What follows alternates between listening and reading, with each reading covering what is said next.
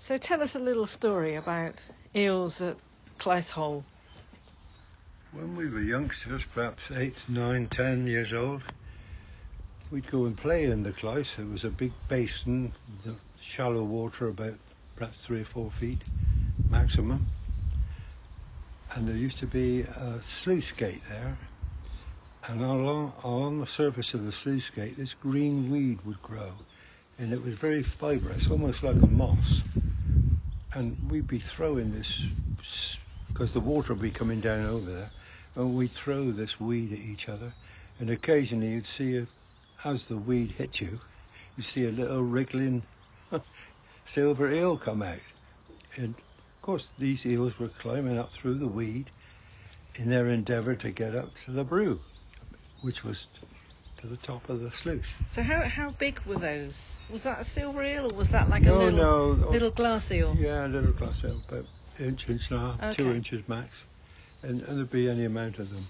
And how far inland is Clyse Hole from the seaside? How far has it travelled? Must be 12 miles as you come up through the brew. Yeah.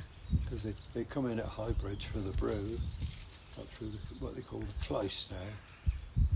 And all the various little tributaries, the eels will be distributed everywhere. Yeah. And seeing how Clyse Hole is arranged modern day, not a bit like it was. What do you think the chances are for successful eel migration? Nil, because they can't climb. They can wriggle and climb if there's water and something for them to grip as they move, like a snake. They wiggle and wiggle, and eventually, because they always go up against the tide, always heading into the. So they've got strong noses. Oh yeah, and I think it's like salmon. They endeavour and they will try and wriggle and do everything to get up there.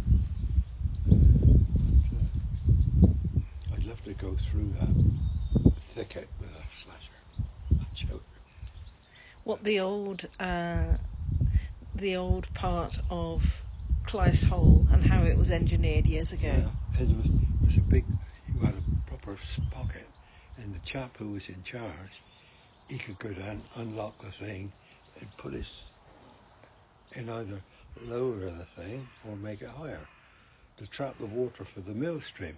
Because Moreland's sheepskin factory and Bailey's used to take water from the mill stream to use in their tanning and all the rest of it.